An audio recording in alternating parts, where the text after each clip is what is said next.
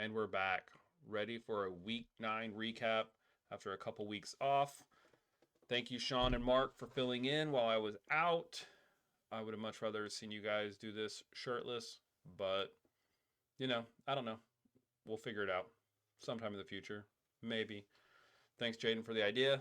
I'm going to keep pushing Mark and Sean for the remainder of the season. All right, game one. My team against Kelly's team.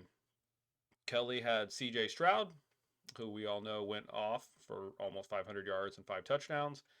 And I had a bunch of duds, no studs, and I got blown out. Even if my guys performed up to their expectations, we still weren't going to take down Kelly. It just wasn't in the cards this week. Beats for your TDs and the Washington football team. This was a terrible game. 75 points to 68 points. Absolutely terrible. The only saving grace was Tank on Bede's team. Washington football team, Kelsey, 1.4 points. I don't know if he and Taylor Swift were fighting, whatever was going on there, but something needs to change. Something needs to change. He can't do that. Another game that was meh. The whole week, really, if you look at the scores, they were just, we only had 3 teams that actually looked like fairly decent. But the battle of the brothers, the Dills against the Water. Janu played great for David, but that was really all he had going for him. And if it wasn't for the defense of the Browns, Mark would have got beat, even though David's team was pitiful. If your defense is the only thing that's keeping you alive in a low-scoring game, I don't. It's still open. I'm not losing hope. I've got a 3-5 record, but seeing this, I'm not losing hope. I'm not giving up just yet. Don't kill my vibe against the Dabblers. This game was a battle of the teams not paying attention.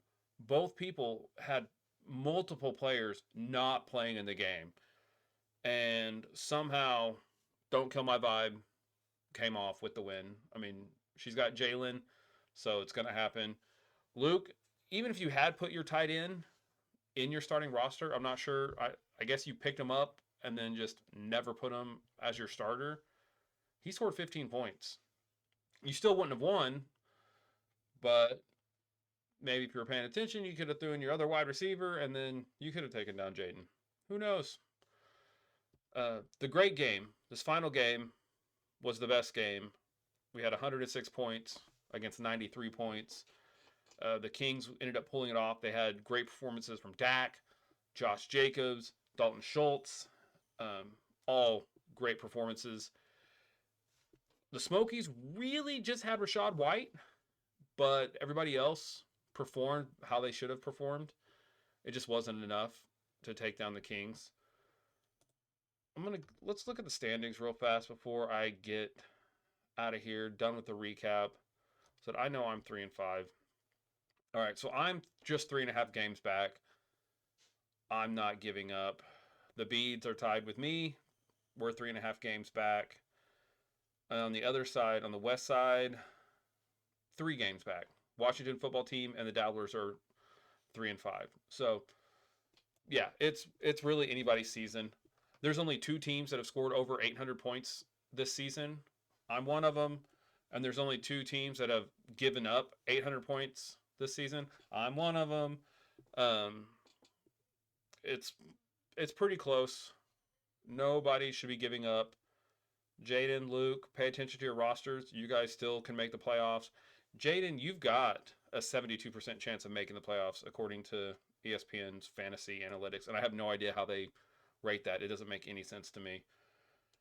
But really, it's up in the air. Anyway, guys, I appreciate it. Once again, I'm sorry I'm not a shirtless Mark or a shirtless Sean, but I don't know. What do we got to do? Bribe them with candy bars? I don't know. We'll figure it out. Let's talk about it. Bye.